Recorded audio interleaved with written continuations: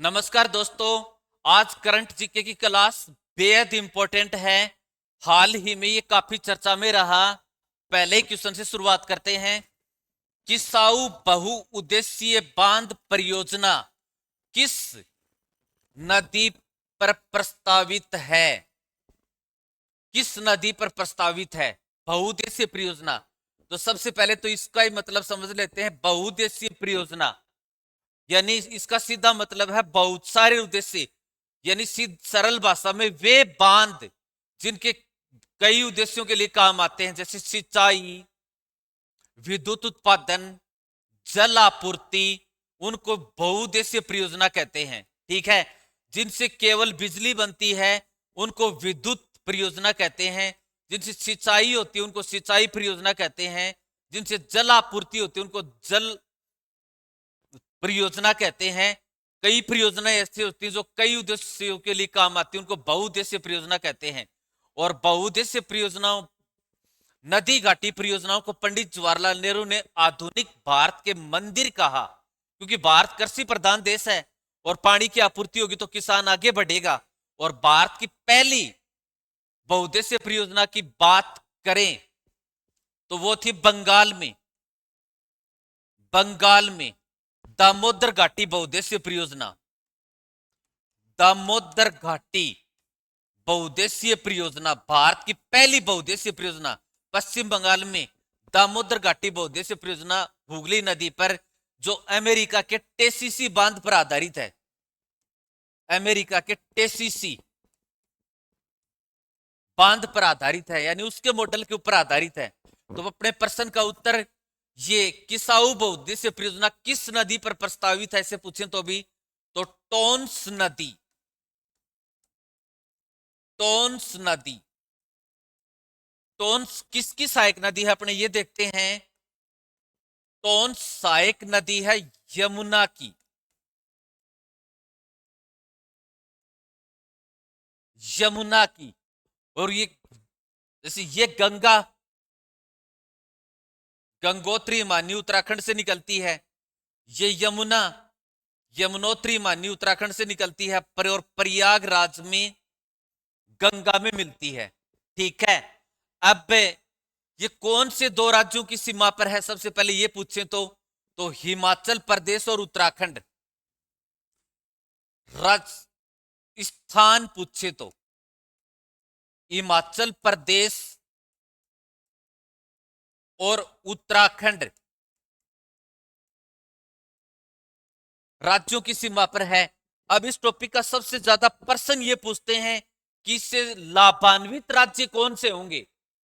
किसी भी प्रकार की नदी घाटी परियोजना हो, उससे संबंधित ये पूछते हैं कि इससे लाभान्वित राज्य कौन से होंगे। तो 3 राज्य इनसे लाभान्वित होंगे। और जीके में एक चीज आप नोटिस कर लो, 3 का जहां पर भी जोड़ा बनता है वहां पर नेगेटिव प्रश्न पूछते हैं कि इस परियोजना से कौन सा राज्य लाभान्वित नहीं है। तो इससे लाभान्वित राज्य कौन कौन से हैं? लाभान्वित राज्य, इससे लाभान्वित राज्य है दिल्ली।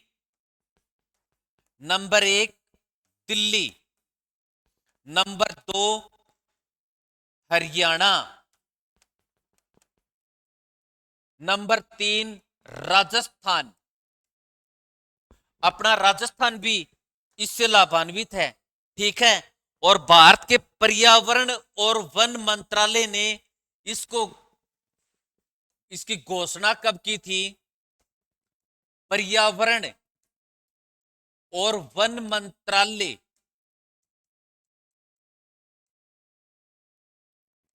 ने कब घोषित किया था, या ऐसे पूछे घोषणा कब की थी? 2018 में इसकी घोषणा की थी। ठीक है। ये दुनिया का दूसरा सबसे ऊंचा बांध होगा। दुनिया का दूसरा सबसे ऊंचा बांध होगा जो कंक्रीट ग्रेविटी 236 मीटर ऊंचा। इस बांध की ऊंचाई कितनी होगी? 236 मीटर। दुनिया का दूसरा सबसे ऊंचा कंक्रीट ग्रेविटी बांध। ठीक है। और अगले प्रश्न की बात करें करंट जीके में तो यूएनओ की महासभा के 81वें सत्र के अध्यक्ष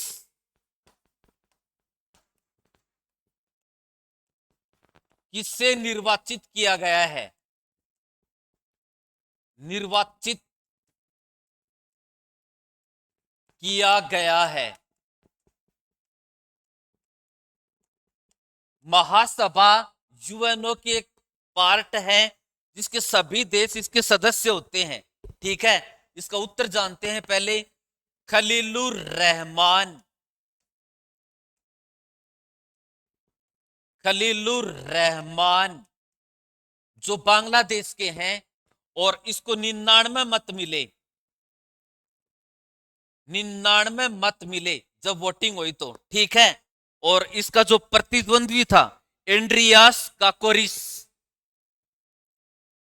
एंड्रियास काकोरिस जो साइप्रस का था, उसको 91 मत मिले। अब बात करें ये महासभा है क्या? महासभा यूएनओ का प्रमुख अंग है। यूएनओ का प्रत्येक देश इसका सदस्य होता है और प्रत्येक साल में इसका एक अधिवेशन होता है जिसको वार्षिक अधिवेशन कहते हैं। सभी 7 महाद्वीपों के नंबर वाइज इसके अध्यक्ष चेंज होते रहते हैं। ठीक है, इसको दुनिया की संसद भी कहते हैं, दुनिया की लघु संसद, दुनिया की लघु संसद। जिस तरह से देशों में प्रजातंत्र है वहां पर संसद कानून बनाती, उसी प्रकार से ये भी कानून बनाते। प्रत्येक देश इसका सदस्य होता है। ठीक है, और प्रत्येक साल इसकी एक बैठक होती है और इसके जो अध्यक्ष खलीलुर रहमान है, ये कार्यभार कब ग्रहण करेंगे? नए अध्यक्ष कार्यभार ग्रहण करेंगे सितंबर 2026 में। 1 वर्ष का इनका कार्यकाल होगा। और प्रश्न ऐसे पूछें कि यूएनओ की महासभा की जब बैठक होती है तो उसका प्रत्येक जो देश सदस्य है वो कितने आदमी भेज सकता है? तो 5 आदमी भेज सकता है अधिकतम। लेकिन वोटिंग, वोटिंग का अधिकार कितनों को है? वोटिंग पावर, वोट सिर्फ एक ही आदमी करेगा, वोटिंग पावर सिर्फ एक को ही है। ठीक है, अब कई बार प्रश्न पूछते हैं कि यूएनओ की महासभा में हिंदी में भाषण देने वाला भारत का पहला प्रधानमंत्री कौन था? तो इसका उत्तर होता था अटल बिहारी वाजपेयी। ऐसे पूछ लेते थे। अब इस प्रश्न को पूछें तो इसका उत्तर होगा नरेंद्र मोदी, क्योंकि अटल बिहारी वाजपेयी ने जब भाषण दिया था तो प्रधानमंत्री नहीं थे, वो विदेश मंत्री थे, बाद में प्रधानमंत्री बन गए। तो एक आध बार ये प्रश्न प्रचलन में आ गया, पूछ लिया पहला प्रधानमंत्री कौन था, तो अटल बिहारी वाजपेयी। अब पूछें तो उसके बाद में नरेंद्र मोदी ने यूएनओ की महासभा में हिंदी में भाषण दे दिया। वो प्रधानमंत्री के पद पर थे जबकि अटल जी विदेश मंत्री थे। अब दोनों ऑप्शन आ जाए ना तो इसका उत्तर होगा नरेंद्र मोदी। ठीक है, अगला प्रश्न आरबीएसई, खास करके सीईटी की दृष्टि से आरबीएसई के नए अध्यक्ष, राजस्थान माध्यमिक शिक्षा बोर्ड के नए अध्यक्ष किसे नियुक्त किया गया है? तो नया अध्यक्ष नियुक्त किया गया है हनुमान सिंह राठौड़, हनुमान सिंह राठौड़। और इसका कार्यकाल होगा 3 वर्ष। इसका कार्यकाल कितने वर्ष का होगा? 3 वर्ष। धन्यवाद। जय हिंद, जय भारत।